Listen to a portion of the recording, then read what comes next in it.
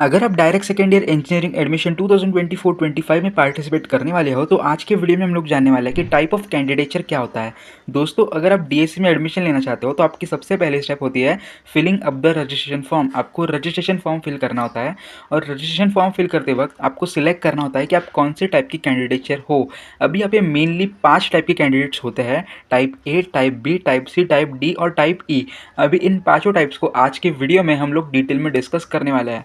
उसके पहले मैं बता देता हूँ कि जो 90 to 95% जो बच्चे होते हैं ना, वो टाइप ए कैटेगरी में ही आते हैं। तो ए टाइप अगर आप देखोगे तो आपको दिया होगा candidates passing SSC, HSC and diploma from Maharashtra, या फिर candidate who is either domicile of Maharashtra and और इज़ बोर्न इन महाराष्ट्र। अगर आपका एसएससी और आपका डिप्लोमा महाराष्ट्र से हुआ है और अगर आप महाराष्ट्र स्टेट से बिलोंग करते हो, यानी कि अगर आप महाराष्ट्र से डोमिसाइल हो, तो आप टाइप ए कैटेगरी में आते हो।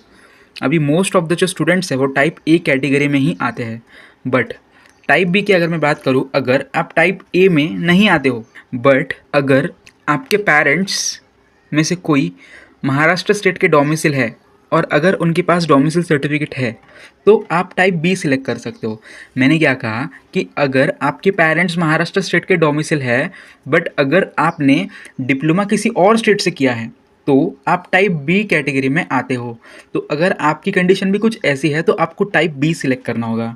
देन नेक्स्ट टाइप है type C, candidate who does not fall in above categories. अगर आप टाइप ए में भी नहीं आते हो और टाइप बी में भी नहीं आते हो तो यहाँ पे थर्ड टाइप सी आपको दिया है, दैट इज़ कि अगर आपके पेरेंट्स गवर्नमेंट ऑफ इंडिया के एम्प्लॉय है और उनकी जो ड्यूटी है, उनकी जो पोस्टिंग है वो महाराष्ट्र स्टेट में है, तो आप टाइप सी कैटेगरी में बिलोंग करते हो।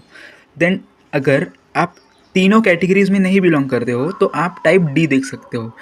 टाइप डी में ऐसा दिया है कि अगर आपके पेरेंट्स में से कोई गवर्नमेंट ऑफ महाराष्ट्र के एम्प्लॉय है या फिर थे, यानी कि रिटायर भी हो चुके हैं, तो आप टाइप डी कैटेगरी में आते हो। यहाँ पे दिया है a candidate who does not fall in any of the type A, type B, type C but whose father और मदर इज एन एम्प्लॉय और retired employ of government of Maharashtra, then you belong to type D category.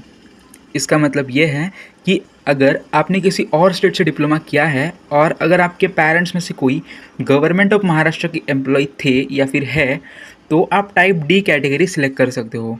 Type ई में आपको दिया है कि अगर आपने आपकी एसएससी, आपका जो डिप्लोमा है वो महाराष्ट्र कर्नाटक के बॉर्डर के पास के किसी कॉलेज से कंप्लीट किया है तो आप टाइप ई कैटेगरी में आते हो। अगर आपका जो विलेज है वो महाराष्ट्र कर्नाटक बॉर्डर के आसपास का है तो आपको टाइप ई सिलेक्ट करना है। देन अगर आप type A, type B, type C, type D, type E इन पांचों कैटेगरीज में नहीं बिलोंग करते हो, इसका मतलब ये है कि आप अदर देन महाराष्ट्र स्टूडेंट हो। इसका मतलब ये है कि आप other than Maharashtra state candidate हो। आप other than Maharashtra state candidate हो तो आपको ऑल इंडिया कैंडिडेट सिलेक्ट करना होगा। Candidate passing SSC, HSC, any other equivalent examination diploma from recognized institute outside the state of Maharashtra, then you have to select all India candidate। अभी यहाँ पे note करने वाली बात ऐसी है कि जो बच्चे भी ये ऑप्शन सिलेक्ट कर रहे हो वो कैप राउंड प्रोसेस में पार्टिसिपेट नहीं कर सकते हैं।